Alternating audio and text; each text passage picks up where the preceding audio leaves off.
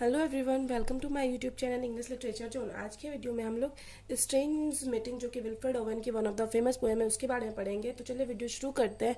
Video अगर आपको अच्छा लगता है, आपके सिलेबस का है, वीडियो के थ्रू आपका हेल्प होता है, तो प्लीज़ आप लोग वीडियो को लाइक कीजिएगा, चैनल को सब्सक्राइब कीजिएगा और कमेंट करके बताइएगा वीडियो आपको कैसा लगा। तो चलिए वीडियो शुरू करते हैं। Strange meeting is a poem written by the great British poet Wilfred oven.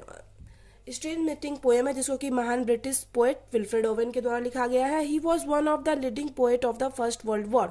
First world war के एक प्रमुख पोएट के रूप में जाने जाते हैं, फर्स्ट वर्ल्ड वॉर के टाइम के।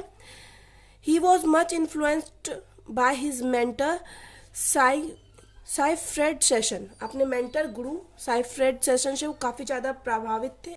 And stood in contrast to the confidently patriotic words, मतलब काफ़ी कॉन्फिडेंटली खड़े रहे, कॉन्ट्रास्ट यानी अपोजिट में patriotic words written by earlier war poet. मतलब वॉर जो पैट्रियोटिक वर्ड्स में लिखा गया था ना, देशभक्ति को दिखाने के लिए जितने भी वॉर पोएट लिखे थे वॉर पोएम, उसकी कॉन्ट्रास्ट, उसके अपोजिट में खड़े रहे। जैसे कि रूपर्ट ब्रुक जितने भी वॉर पोएम लिखते हैं उसमें देशभक्ति को दिखाते हैं, लेकिन जो हम लोग के प्रेजेंट पोएम है पोएट है विल्फ्रेड ओवन, वो इसके कॉन्ट्रास्ट में खड़े रहे, अपोजिट में।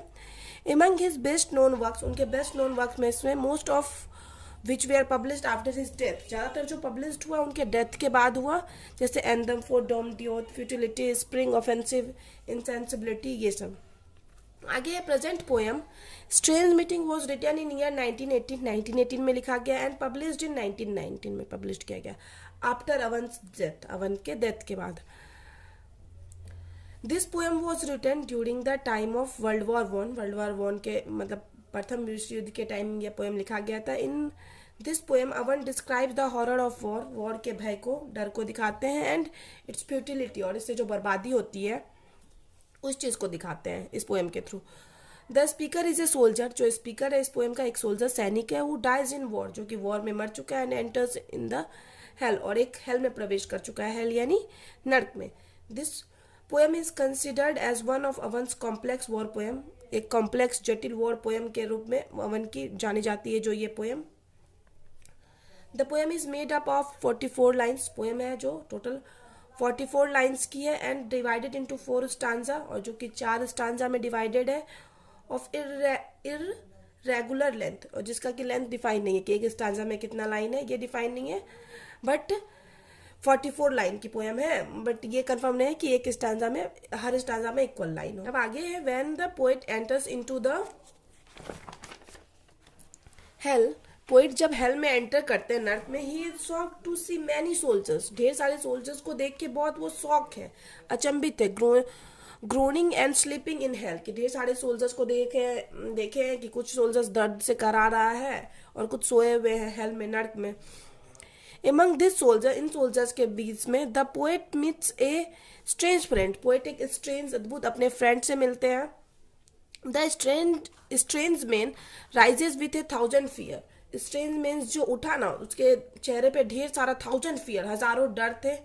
The expression in the man eyes, और उस मैन के आइज में जो एक्सप्रेशन थे, and the hall in which they were, और जिस हॉल में पोएट थे, मेक इट क्लियर, ये चीज़ इससे क्लियर होता था to the poet, that poet के लिए यह चीज़ क्लियर होता था ये सब देखने के बाद, that having escape from the battlefield, कि वह बैटलफील्ड को छोड़ चुके हैं, मतलब युद्ध के मैदान से निकल चुके हैं, and he was arrived in hell, और वह हेल में पहुंच चुके हैं यानी नर्क में।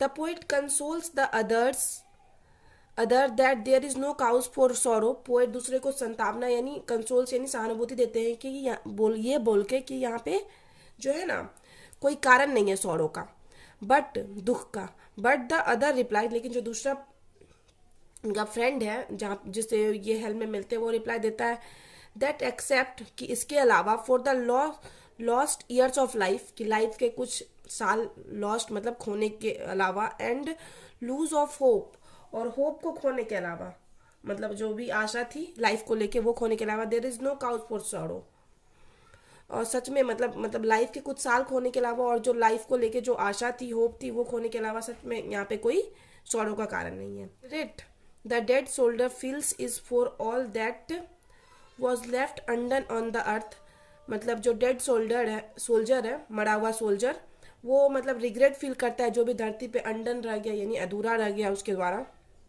He could have by his Joy made others happy. वह बोलता है कि वह अपने खुशी से, अपने जॉय से दूसरे को भी हैप्पी, आनंद कर सकता था, खुश कर सकता था। बट नाउ, लेकिन अब, ही इज डेड, वह अब तो मर चुका है। देयर फोर, इसलिए he is not in contact with any earthly things, इसलिए अब वह कोई भी अर्थली थिंग्स, कोई भी धरती के चीज़ के संपर्क में नहीं है। अब आगे है, द सोल्जर से, सोल्जर कहते हैं that war is a total waste, कि वॉर पूरी तरह से बर्बादी है। Many countries are ruined by this, और ढेर सारी कंट्रीज, मतलब जो ढेर सारे देश है इससे ruined यानी बर्बाद ही हुए हैं। The soldiers then reveal to the poet, उसके बाद सोल्जर पोएट को रिवील करता है that he is enemy soldier, कि वह उनका इनमी सोल्जर है, मतलब शत्रु सैनिक है। whom the poet kill in the battle field yesterday, जिसको कि पोएट खुद से बैटल फील्ड में, युद्ध के मैदान में यस्टरडे, बीते हुए कल में मारे हुए थे। इन वॉर, युद्ध में, even when soldiers have not been wounded, अगर सोल्जर कोई वुंडेड यानी घायल नहीं होता है, उसको चोट नहीं भी लगती है, दे हैव सफर्ड ट्रामा, उसको अलग तरह के ट्रामा से सफ़र करना पड़ता है, मतलब अलग तरह के अंदरूनी चोट से, आसपास लोगों को मरते हुए, अपने दोस्तों या कोई भी जिससे बहुत ज़्यादा क्लोज है, युद्ध के मैदान में तो मारे जाते हैं, तो उनको मरते हुए देख के अलग ही तरह के चोट से गुजरना पड़ता है। द पोइट सेज, पोइट आगे कहते हैं, then they are only enemies because, कि वे लोग इनमीज हैं क्योंकि their country have decided to fight each other, क्योंकि उनके उनकी कंट्री ने डिसाइड किया कि वे एक दूसरे से फाइट करेंगे, इसलिए वे लोग इनमीज हैं, मतलब दोस्ती। नॉट वायलेंस एंड एनिमिटी, मतलब ना कि हिंसा और शत्रुता। Is the natural relation between human beings का नेचुरल रिलेशन है फ्रेंडशिप, ना कि वायलेंस, हिंसा और शत्रुता। जैसे कोई भी अननोन इंसान है, नॉर्मली हम उससे बिना कोई, मतलब जिसको हम जानते नहीं है, तो उससे नॉर्मली हम क्या, फ्रेंडशिप, नॉर्मल अच्छे से बात करेंगे ना, तो ये नेचुरल रिलेशनशिप है ह्यूमन बींग्स का किसी अननोन के साथ, ना कि हिंसा और एनिमिटी, शत्रुता है। टू द पोएम, पोएम के अनुसार, war destroy the landscape in which it fought, war उस लैंडस्केप को भी मतलब बर्बाद कर देता है जिसमें इसको लड़ा जाता है। लैंडस्केप मतलब जहाँ भी, जो भी भूमि पे, जहाँ भी मैदान में इसको लड़ा जाता है, तो वहाँ का चारों तरफ का प्राकृतिक दृश्य, पेड़ पौधा, जीव जंतु सभी प्रभावित होते हैं इससे। The poem treats war as horrifying, poem जो है वॉर को हॉरिफाइंग बोलता है, वेस्टफुल बोलता है, एंड डी ह्यूमनिंग बोलता है, मतलब अमानवीय है, वॉर भयानक है, वेस्टफुल है यानी हानिकारक है, और डी-ह्यूमनिंग यानी अमानवीय है। अब आगे है, the poet fantasised about a better world, better world की कल्पना करते हैं पोएट, फैंटेसाइज्ड यानी कल्पना करते हैं। ए वर्ल्ड, एक ऐसा world, in which the two soldiers are friend, जिसमें दो सोल्जर्स, दो सैनिक फ्रेंड होंगे, इंस्टेड ऑफ एनिमीज, शत्रु के अलावा। The soldiers demonstrate just how unnecessary, brutal and horrifying this war actually is, soldiers ये चीज़ अब बताते हैं कि कैसे ये अननेसेसरी, मतलब जो आवश्यक नहीं है, नेसेसरी नहीं है, ब्रूटल यानी भयानक है कितना ज़्यादा, एंड हॉरिफाइंग डरावना है, ये जो वॉर है रियलिटी में कितना ज़्यादा डरावना और भयावह होता है ये वॉर। अब आगे है, the poet wants to explain the same things to the future generation, poet future generation को भी सेम चीज़ समझाना चाहते हैं, एक्सप्लेन करना चाहते हैं, so that they also know the bad effect of war, ताकि वो भी जाने कि वॉर का क्या बैड इफेक्ट है।